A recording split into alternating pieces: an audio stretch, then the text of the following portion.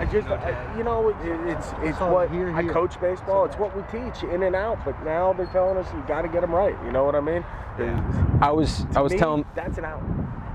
Right. I was telling the guys here. That's what Gabe was talking I was saying that you know, when you have cameras and you're 100% sure that he missed them and you know it's going to be backed up, then yeah, he's safe because you didn't tag him. I would say throw beats him by that much, and it's not like the tag was horrendous. No, it wasn't brutal. I would say, to me, don't be a hero and call him out. Especially, again, I don't know if he missed them. You say he missed them, and the coach said he missed them. And yeah, coach said it was obvious. Okay. That's what he said. He said it was obvious from over there. His reaction, unless he's a really good actor, it seemed like he got, I mean, because he was flipping the ball back like it was over. That's one of those things. Or timing, right?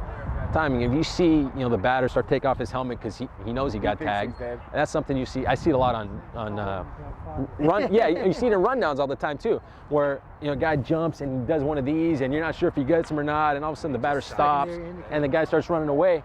Yeah, ideally, perfect world, you got a great look and you see and you're 1,000%, but that perfect world doesn't exist. So sometimes you got to make your best guess and use their reactions. Sure. Absolutely use their reactions. And I'm telling you, with the hit in the hand. Oh yeah. You know, sometimes I go, oh, it hit me. Right. Well, no, you're shaking it out immediately if it gets you. You know, you're jumping up and whatever, and when it's delayed. I wish I was 100% on every call I make, but the reality is that doesn't happen, and sometimes you got to do what you can.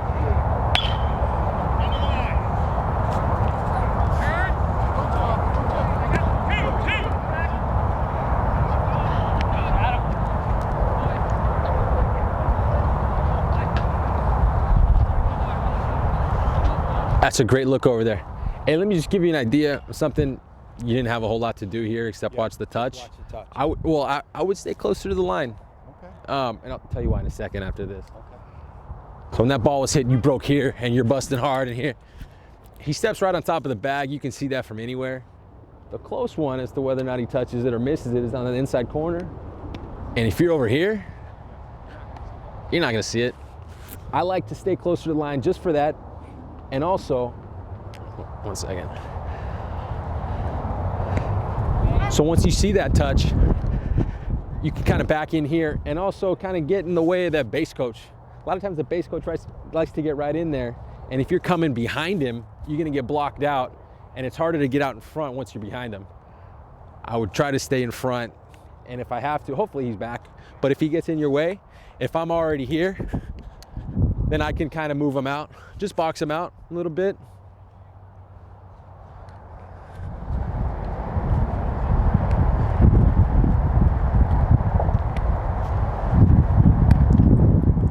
I think you do move a little bit quicker coming from that versus hands on knees. And if you have like a runner on third, maybe it doesn't matter as much, but you know, runner on second, potential steal, and you got to get down there.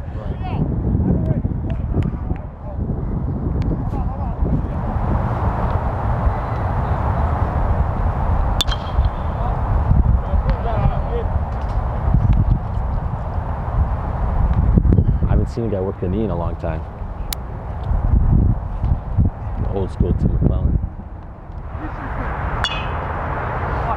Ground ball to the shortstop, takes him in the hole. His only play is to third. Where do you like to take that play? Force out? Maybe I'm not getting down close to the base. And it would depend on how hard into the hole he came. So if it's like further away from me, I would take a step into fair territory, but if I feel like the throw's going to come over my left shoulder, then I'll take a step or two into foul territory. Say again?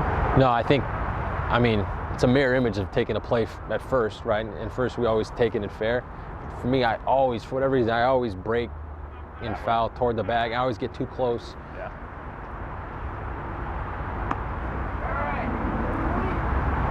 But I would hope to take it probably like on the edge of the logo there? Yeah, maybe in foul. Oh yeah, in foul on the edge of the logo, yeah.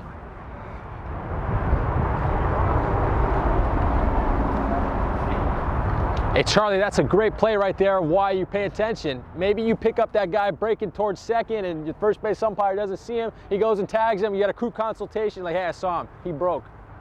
I wasn't sprinting toward third for no reason. Again, with the runner on first, but you can't get back anymore, the second base umpire.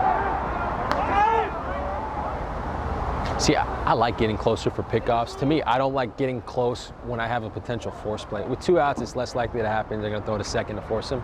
But for me, there is, like, what you'll see is a ground ball hold of the shortstop, and he's throwing a second. And if I'm already starting in the cutout, I have a tendency just to stay and turn, and I feel like it blows up on me.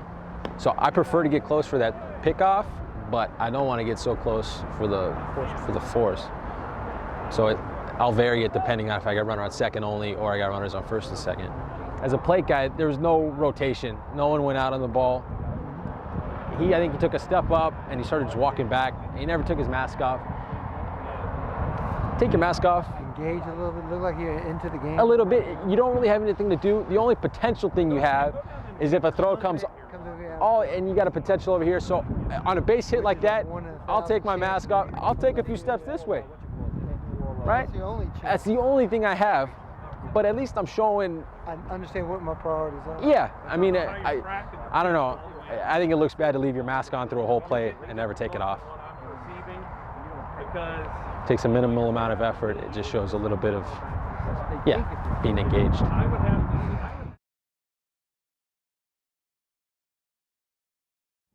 I was talking to you earlier, I was talking to someone earlier. When you're coming up the line as the plate guy for a routine ground ball, you can ask yourself, what are you doing?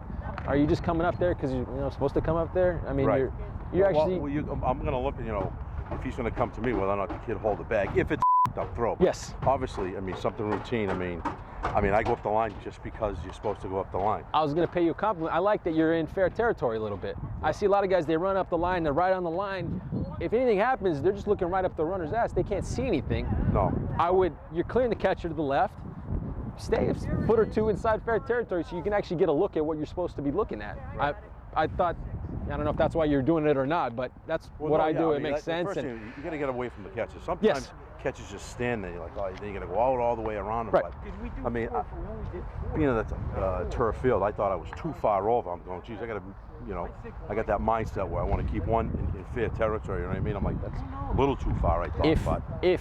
If you have a potential runner's lane violation or something, you want to hold the line, that's one thing. Yeah. But on those ground balls to the shortstop, you're not looking for that. Right. I think you're better off where you are in fair territory rather than being in foul territory and looking right behind the guy where you can't see anything.